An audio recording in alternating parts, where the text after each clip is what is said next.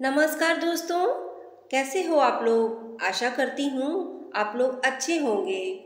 दोस्तों, आज की हमारी कहानी एक ऐसे लड़के की है जो अपने पिता के संग सड़क के किनारे उबले अंडे और चाय बेचने के साथ ही आईपीएस अधिकारी है। दोस्तों, अगर आपके सपने बड़े हों तो आपका संघर्ष भी बड़ा होगा, और आपका संघर्ष बड़ा होगा तो आपकी मेहनत भी बड़ी होगी, और आपकी मेहनत बड़ी होगी तो यकीन मानिए आपकी जीत भी बड़ी होगी।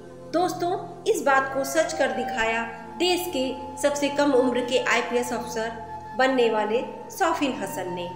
दोस्तों, यह एक प्रेरणा स्रोत कहानी है गुजरात के सूरत में रहने वाले साफिन हसन की। साफिन हसन एक मध्यम वर्गीय परिवार से थे। साफिन अपने माता पिता के साथ गुजरात के सूरत में रहते थे। शुरुआती दौर में उनके माता पिता सूरत के एक डायमंड यूनिट में काम करके अपने परिवार का गुजारा करते थे, परंतु कुछ ही दिन बाद किसी कारणवश उनकी माता पिता की नौकरी चली गई। नौकरी चले जाने के बाद उनके परिवार पर तो मानो दुखों का पहाड़ टूट पड़ा। नौकरी चले जाने के बाद उनकी परिवार की आर्थिक स्थिति काफी खराब हो गई। परिवार की स्थिति को सुधारने के लिए घर जाकर इलेक्ट्रीशियन काम करने लगे, और उनकी मां ने घरों और शादियों के समारोह में जाकर रोटियां बनाने का काम करने लगी। दोस्तों, परिवार की आर्थिक स्थिति इतनी खराब हो चुकी थी कि कुछ पैसा अतिरिक्त कमाने के लिए साफिन हसन के पिता और उनकी माता जाड़े के दिनों में सड़क के किनारे उबले अंडे और चाय बेचा करते थे। अपने परिवार की पालन पोषण कर सके, इसलिए हसन की पढ़ाई में कोई दिक्कत ना हो, साहिल अपने संघर्ष के दिनों को याद करते हुए कहते हैं कि मैंने अपनी माँ को सर्दियों में भी कभी पसीने से भीगा हुआ देखा है। मेरी माँ 3 बजे सुबह उठकर 15 से 200 तक रोटियां रोज बनाती थी, और इतनी मेहनत के बाद मात्र कुछ हजार रुपए ही कमा पाती थी।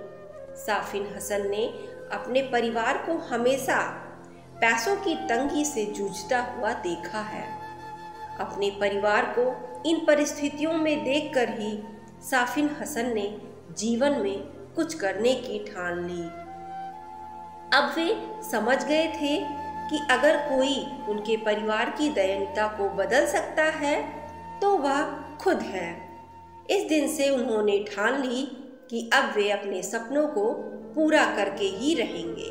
साफिन हसन ने अपने एक दिए गए इंटरव्यू में यह बताया कि उन्हें यूपीएसएससी में की प्रेरणा उनको कहां से मिली।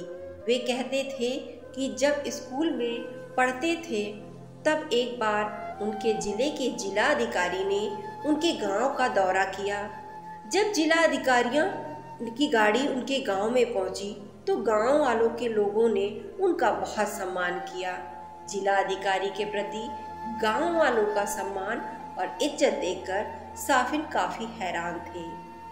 जब उन्होंने एक व्यक्ति से पूछा कि यह कौन है जिसके साथ इतने अधिकारी और सुरक्षा गार्ड की गाड़ियां चल रही हैं, तब उन्हें किसी ने बताया कि यह हमारे जिला के जिला अधिकारी हैं और इनका रुतबा किसी राजा से कम नहीं है, इसलिए इन्हें इतना सम्मान दिया जा रहा है। डीएम के रुतबे और काम से प्रभावित होकर ही साफिन ने भविष्य में डीएम बनने का सपना अपने मन में पाल लिया, और यह निर्णय लिया कि वे एक दिन डीएम बनकर ही रहेंगे। इसके बाद साफिन हसन ने अपने मौजूद इरादे को लेकर दिल्ली आ गए। दिल्ली आने के बाद भी संघर्ष ने उनका पीछा नहीं छोड़ा। अब उन पर यहाँ रहने और खाने और कोचिंग की फीस का बोझ था।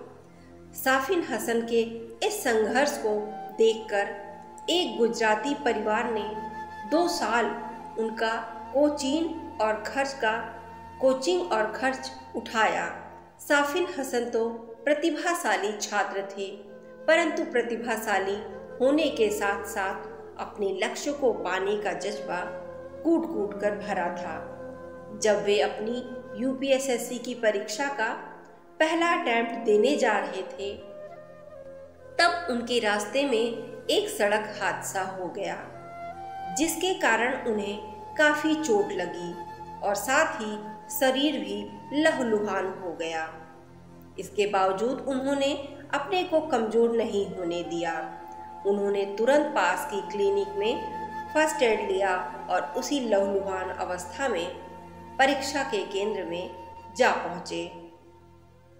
अपनी मेहनत, मजबूत इरादों और परिवार के संघर्ष को अपनी ताकत बनाकर 2017 में साफिन हसन देश के सबसे कम उम्र के आईपीएस अधिकारी बन गए। अपनी मेहनत और कठिन परिश्रम के दम पर देश के सबसे कठिन परीक्षा कहे जाने वाली यूपीएसएससी परीक्षा में साफिन को परीक्षा में 570वीं रैंक हासिल हुई और सबसे कम उम्र की भारतीय पुलिस सेवा का अधिकारी बन गए। साफिन हसन के संघर्ष और सफलता की कहानी देश के उन लाखों युवाओं के लिए प्रेरणा देती है। हर साल यूपीएसएससी और अन्य प्रतियोगिता परीक्षाओं में जो वही व्यक्ति भाग लेते हैं, थोड़ी सी कठिनाई में अपना हौसला खो देते हैं और विपरीत हालातों में हार मानकर अपने लक्ष्य से भटक जाते हैं। साफिन हसन की कहानी हमें बताती है कि कैसे कोई मनुष्य कड़ी मेहनत, अपने लक्ष्य के प्रति एक निष्ठा रख के कठिन से कठिन लक्ष्य को भी हासिल कर सकता है। दोस्तों, इस कहानी से आपको जरा सा भी मोटिवेशन मिला हो तो कमेंट में ज़रूर बताएं। धन्यवाद।